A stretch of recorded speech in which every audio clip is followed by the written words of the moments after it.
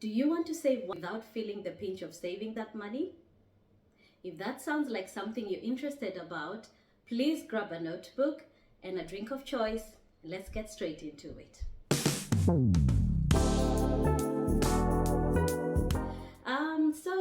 Today we are talking about money and saving and having money at the end of the year. So I hope you're excited to hear about this, and let's get straight into the video. So yeah, it's 2025. I hope the year is treating you well. I hope you're all doing fine. I am doing fine myself. So here we are to talk about money today.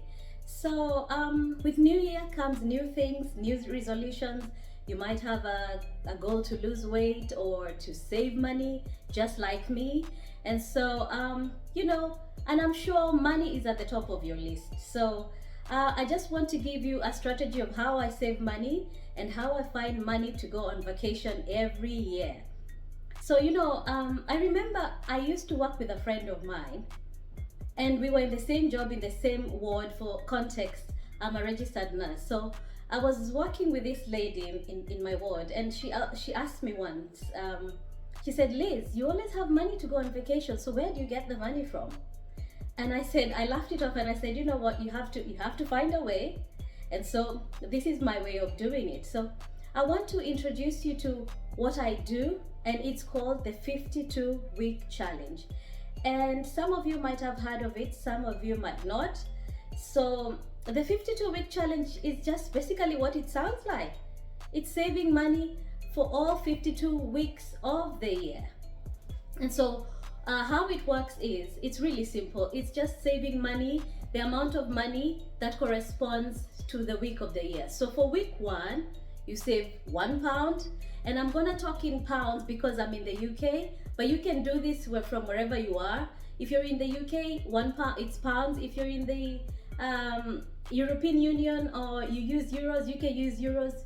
In the US, you can use dollars. For my Kenyan people, I have a strategy for you, so please stay tuned. So the 52-week challenge is pretty simple. It's, again, saving money that corresponds, the amount of money you save corresponds to the week that you're in. So for example, for week 1, I will save £1. For week 2, I will save £2. For week 3, £3. Week 4, £4, and so on and so forth. So at the end of the year, you cannot believe, just from saving such a small amount of money every week, increasing it by £1 each week, I will have saved £1,378. Can you imagine? Without feeling the pinch of saving that money. It's not like going to my bank account and grabbing £200 every month, and you will feel the pinch of grabbing £200 or pinching £200 from your month, from your account every month, especially if you're on a tight budget. But for me, I find just increasing the amount by £1 every week, it does the trick for me. However, I like to use what is called the reverse 52-week challenge. So what that means, it's the same challenge, but instead of me starting off with £1 on week 1, I'll start with high energy. I'll start with £52 for week 1, and then I go decreasing the amount every week. So I'll start with £52 for week 1, £51 for week 2, £50 for week 3, and so on and so forth. So that by the last week of December, I will only have to save £1.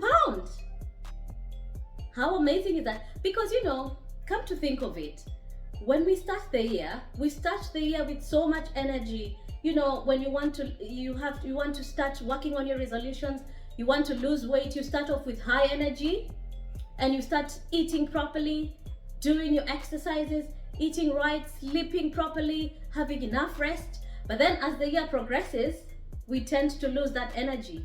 It's the same for money as well. So I tend to find that if I start with the reverse of that, if I start to save the high amount, that is the £52 for week 1, then I still have, even if I lose my energy and my you know, my zeal to save at, you know, somewhere in between, or, you know, almost close to the end of the year, I won't have a big amount of money to put into my savings. I might have maybe a 30 or 40 pounds just to put in, or maybe a 20 pounds, but I do try to follow it every week. So I found this strategy really, really helpful. It has helped me have saving discipline.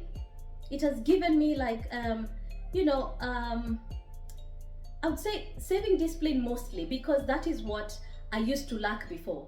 I used to have other challenges and other strategies I used to follow. For example, I remember I used to use the 12-month challenge. That's another challenge if you want to look into it. It's where you save, you know, you increase every month by £10. So you start off by maybe £10. The next month you do £20. Then the other month £30. And it works great also for some people, but I didn't find it quite helpful for me. Well, I didn't save as much money as in the 52-week challenge, because in the monthly challenge I would find that I saved £780, but in the 52-week challenge I have almost double, £1,378. And you know, you might not need this money for a vacation like I do, or like I use it for my vacations, but you might need that money for your Christmas gifts for the year, because you know, at the end of the year we have Christmas gifts for family, for friends and everything. You might need to buy something that you've been looking at for a long time, and you know, this is money that you didn't have in the first place, but you know, at the end of the year you reward yourself with that thing or whatever it is that you want. So, as I mentioned, for my Kenyan people, our currency is not strong as the euro or the pound or the dollar. So, you know, saving 1 Kenyan shilling per week doesn't really make any sense. So how about you save 50 Kenyan shillings every week and increase the amount every week by 50 shillings. So for example, for week 1, start with 50 Kenyan shillings, and then week 1, 50 Kenyan shillings, week 2, 100 Kenyan shillings, week 3, 150, week 4, 200, and so on and so forth. And I'll just look at my notes just to give you, I don't want to miss the numbers, but at the end of the year, you'll have saved 68,900 Kenya shillings. Let it sink in. This is money you did not have, and it's a simple challenge of just saving up an extra 50 bob every week. You know, 68,900 Kenya shillings. It's almost 69,000. So this is money you would have used, or you can use to pay your kids' school fees for the next year, to do their back to school shopping, to have a very good Christmas, because you have enough money to buy, you know, Christmas presents and everything. So I would really highly recommend that you look into the challenge, because the 52-week challenge has really done, you know, wonders for me, because I like to take vacations. I like to travel. For those who know me, I love to travel and I love to just be places. So this is what has enabled me to always take a vacation every year, every year. And so, as I mentioned earlier, there are other different challenges. For example, there's that 12-month saving challenge. So where every month you increase the amount. For example, I'll again speak in terms of pounds. So for January, we are still in January, so you can still do this. So for January, save up £10.